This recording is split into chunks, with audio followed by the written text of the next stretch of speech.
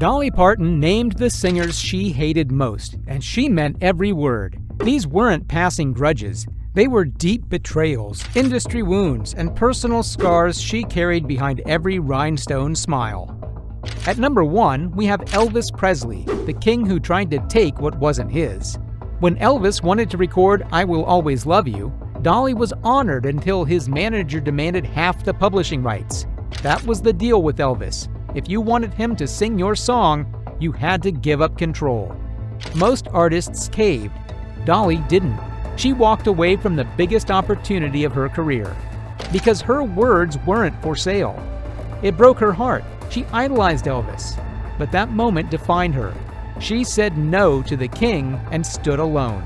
Years later, when Whitney Houston made it a global anthem, Dolly kept every cent and every syllable.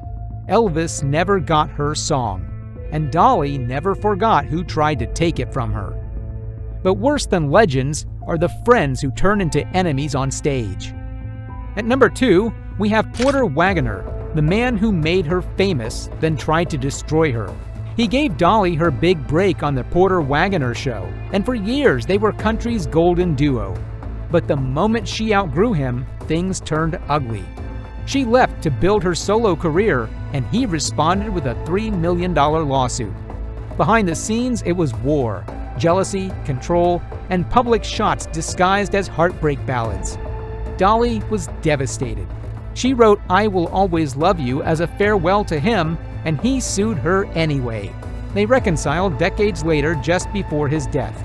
But the wound? It never fully healed. It wasn't just betrayal, it was personal. He launched her career and nearly ended it when she walked away.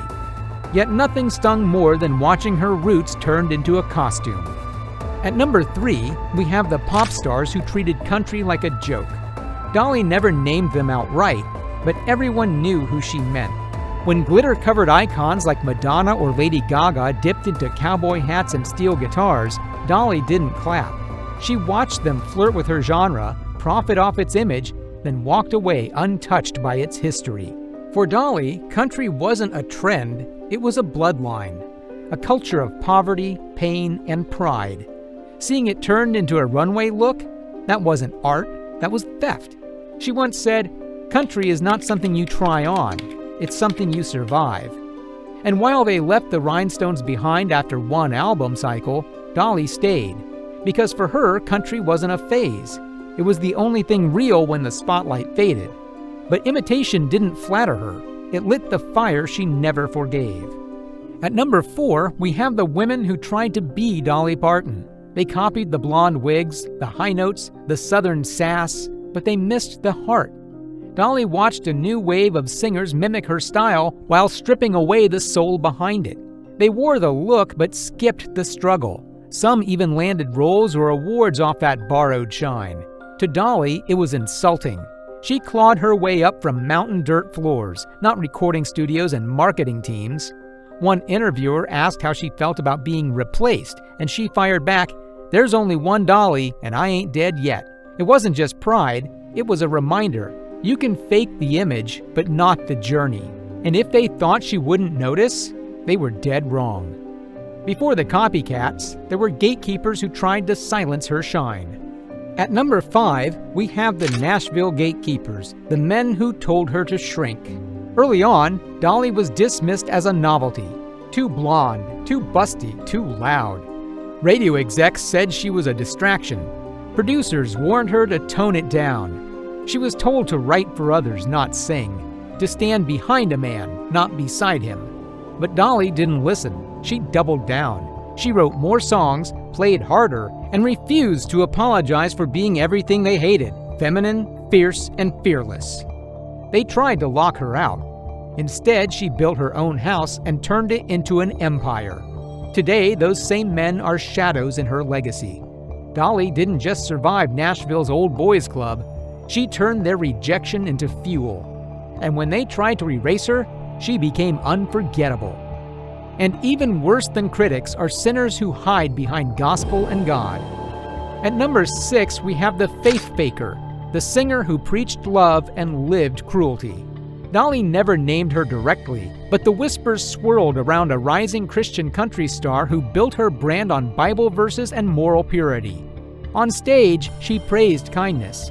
Offstage, she belittled staff, dismissed fans, and spread poison behind closed doors. Dolly believed in faith, but she hated hypocrisy. She once said, "Don't tell me how holy you are, show me how human you are." After one tense tour encounter, Dolly reportedly cut ties without a word. No public feud, no warning, just silence. A silence that spoke louder than any lyric. For Dolly, spirituality was sacred, not a marketing tool. And if you used God as a shield while hurting others, you didn't just lose her respect, you lost her forever. Betrayal hits different when it comes from the ones you uplifted. At number 7, we have the girl boss, young, hungry, and quietly disloyal. Dolly believed in lifting up other women. She gave one rising star a duet, a stage, and her stamp of approval. But as that star climbed, the tone changed.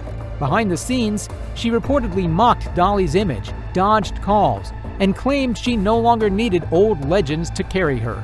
The fallout never made headlines, but Dolly's response surely did. When asked if they'd ever work together again, she simply said, "I forgive, but I don't duet twice." It was subtle, but final. Dolly wasn't threatened, she was just disappointed. She'd offered her name, her time, her heart, and it was used, then discarded. In Nashville, drama is often loud, but when Dolly cuts you off quietly, it means you burnt the bridge beyond repair. He had the charts, the fame, the money, but not her respect. At number 8, we have the crossover king, the pop giant Dolly quietly turned down. He had global hits, stadium tours, and a feature request that should have been an honor. But Dolly read his lyrics and saw something else: mockery, misogyny, and a message she couldn't co-sign.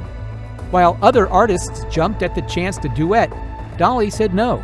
Not loudly, not dramatically, just a graceful pass with a meaning that stung. She believed in strong women, not objectified ones. And no matter how famous he was, she wouldn't trade her values for visibility. When asked about him later, Dolly gave a smile and said, "I sing with voices I can stand behind." That was all. No names, no feud, just a quiet, devastating line that cut deeper than any diss track ever could. Because for Dolly, revenge never needed noise, just success they couldn't touch. At number 9, we have Dolly's final word. Not on them, but on hate.